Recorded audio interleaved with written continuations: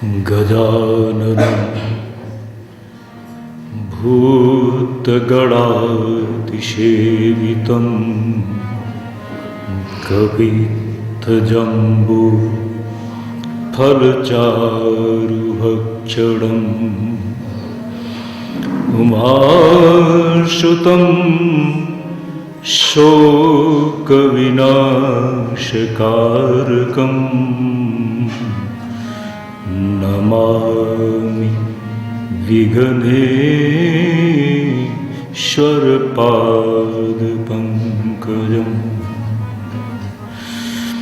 ॐ वागर्था विवशं पृक्तो वागर्थ प्रतिपत्तये जगतः पितरौ वन्दे पार्वती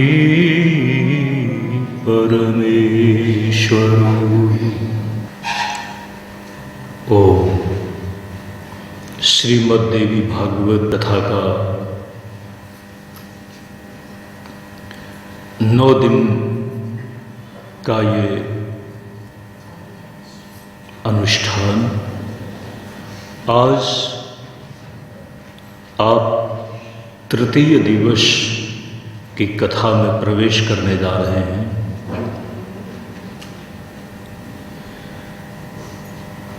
जहां पर 88,000 ऋषियों ने मुनिजनों ने तपस्या की हो।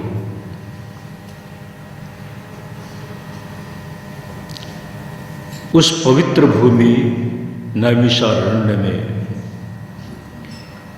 परंपरा से जहां पर पुराणों की कथा का आयोजन होता रहा हो, मर्मज्ञ पुराणों के वक्ता व्याख्याता सूत जी महाराज के द्वारा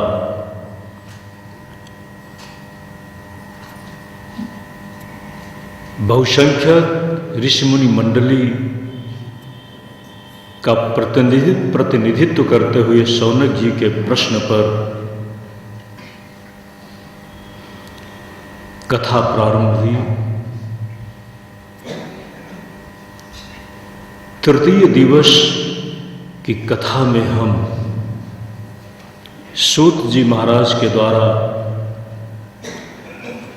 कथित उस कथा में प्रवेश करें। बड़े ही ध्यान और बड़ी ही एकाग्रता के साथ शौनकादि ऋषियों ने कभी कभी कथा के मध्य प्रश्न उपस्थित करके कथा को श्रवण करते थे। हम सब उसका अनुसरण करें।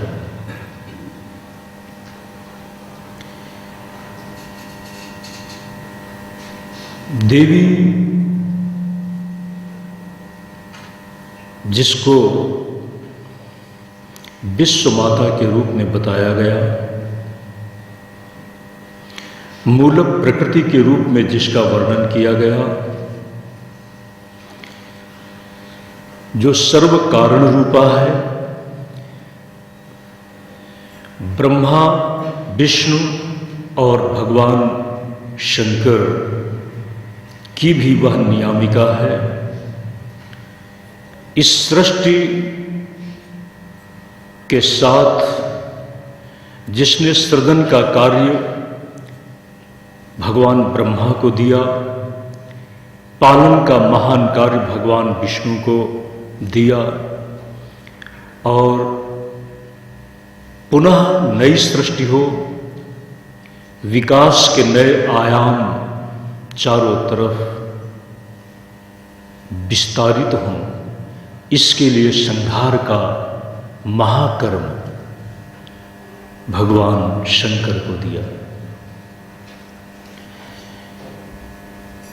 जिसकी महिमा का दर्शन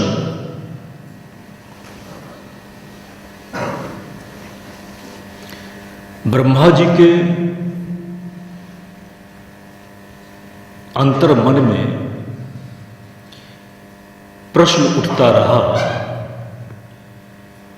कि कौन है जो मुझे सृष्टि करने का संदेश देता है। इस प्रश्न का समाधान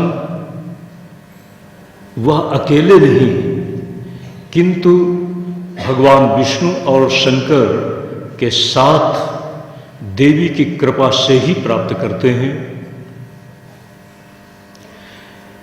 इसी के समानांतर प्रश्न, देवी की महिमा से जुड़ा हुआ प्रश्न, अघटित घटना पटीयसी महामाया।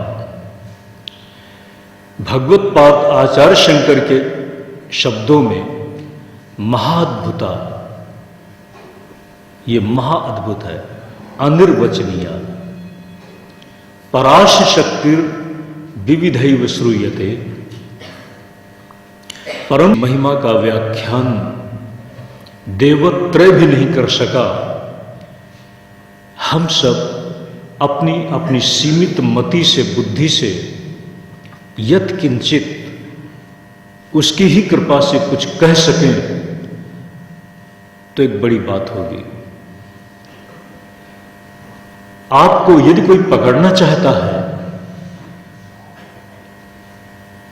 तो पूरा पूरा पकड़ना मुश्किल है।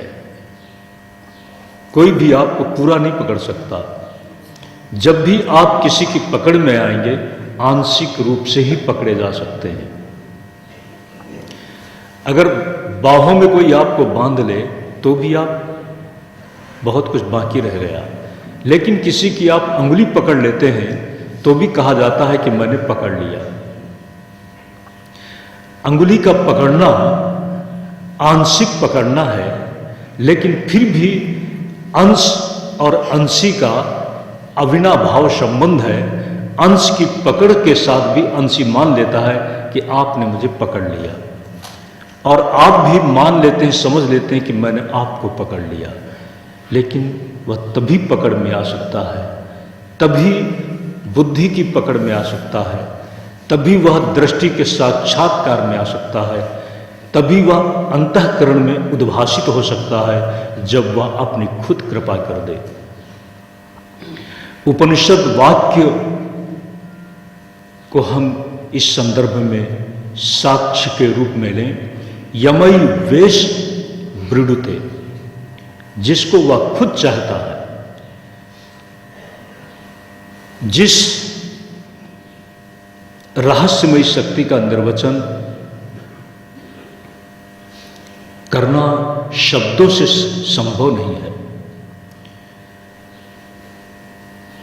उपनिषद ने, श्रुति ने व्याख्यान करने की व्यवस्था में साहस तो किया, लेकिन अतद्व्यावृत्त्यायम श्रुति भी ऐसा नहीं, ऐसा नहीं, ऐसा कहते कहते थक जाती है, लेकिन फिर भी उसको पूरा पूरा कहा नहीं जा सकता। नेति नेति के माध्यम से कहने का प्रयास हुआ, लेकिन कहने के बाद भी वो बाकी रह गया। आज का वैज्ञानिक प्रयास बहुत कुछ हमें सोचने समझने के लिए कई रहस्यों का उद्घाटन किया, लेकिन फिर भी बहुत कुछ बाकी रहेगा।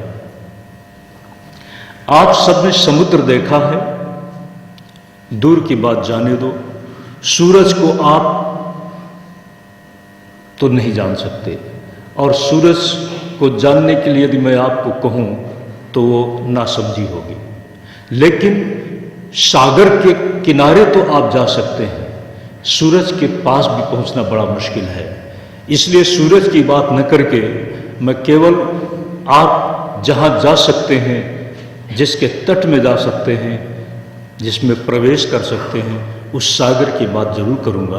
क्या आप सागर को देख सके हैं? आप लोगों में बहुत से लोगों ने समुद्र को देखा होगा।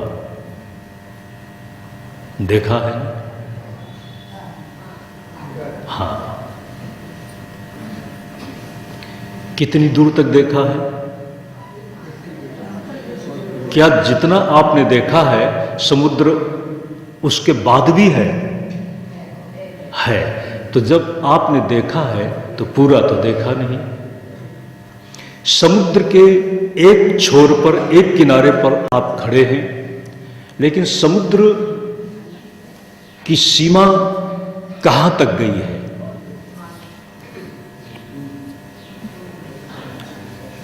इस बात को पहले समझ लेना होगा। जब भी आप कहीं जाते हैं तो यह जान लेना चाहते हैं आखिर यह कितनी दूरी पर है, आपका गंतव्य कितने समय तक चलने पर मिल जाएगा। समय बोध के साथ कि इतने समय में वहां तक पहुंचा जा सकता है, आप यात्रा शुरू करते हैं। समुद्र के अंत को पाने के लिए आप कितना चलेंगे? चलने वाला अगर प्रश्न करे कि कब मिलेगा समुद्र का अंत, एक किनारे से शुरू करते हैं, कहां मिलेगा अंत, तो ये बताने के लिए हमारे अनुभवों से बताया गया कि ये समूची पृथ्वी समुद्र से घिरी हुई है। समूची पृथ्वी जब समुद्र से घिरी हुई है तो आप, पृथ्वी ही घिरी हुई है तो आप समुद्र को पृथ्वी के एक बिंदु पर खड़े हुए पृथ्वी के आसपास जो फैला हुआ विस्तार समुद्र का है उसको आप कैसे देख सकेंगे? नहीं पा सकेंगे। अनंत विस्तार, अनंत को आप अंत कैसे दे सकते हैं? आज का वैज्ञानिक प्रयास भी इस संबंध में कितना ही उद्योग कर डाले, लेकिन वह सफल नहीं हो पाएगा। समुद्र कहां तक? समुद्र भी उसकी रचना का एक अंश है। तब वह अपने आप में कितनी रहस्यमयी है, इतनी रहस्यमयी कि जिसको शब्दों में बांधा न जा सके, शब्दों की योजना में जिसको इयत्ता न दी जा सके, ऐसी उस रहस्यमयी शक्ति को अनिर्वचनीय कह दिया। आइए उस अनिर्वचनीय महाशक्ति को हम अपने प्रयास से देखने का, सुनने का, समझने का और आत्मसात करने का प्रयास करें। हमारे इस प्रयास से वह प्रसन्न हो जाए तो निश्चित ही वह अपने आप को उद्भाषित करेगी। आज नहीं तो कल। ये मत सोचना कि आज आपने प्रयास किया और आज ही सब कुछ सिद्ध हो जाए। बीज तो डालो, और बीज को जैसे जैसे पोषण मिलेगा उसी के साथ संभावनाएं हैं बीज का विस्फोट होगा और बीज फल तक यात्रा करते करते आपको कुछ अनुभव देगा। ये धैर्य रखना होगा और इस धैर्य के साथ साधनारत रहना होगा। कभी उसका निश्चित ही साक्षात्कार मिलेगा।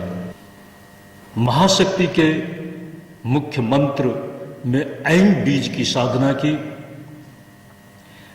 ऐन बीज की साधना अनजाने में एक सब तरह से जड़ और मूर्ख बालक जो धीरे धीरे बड़ा हुआ, सत्य बोलने के कारण जिसका नाम सत्यव्रत पड़ा, अनजाने में उससे साधना हुई। कल आपने सुना। उसी प्रसंग में बहुत सी बातें सुने। कल की श्रृंखला में हम आज एक नई कड़ी की तरफ आगे बढ़ रहे हैं। क्लीम दूसरा बीज मंत्र है। कौशल नरेश ध्रुवजीत, उनका दो पुत्र हैं, दो रानियों के दो विशेष पुत्र, हमारे राज शासन की परंपरा में अनेक रानियां अंतःपुर में होती थीं। कुछ को विशेष महत्वपूर्ण दर्जा उस समय उनको प्राप्त था, उन्हीं का उल्लेख मिलता है। ऐसा नहीं है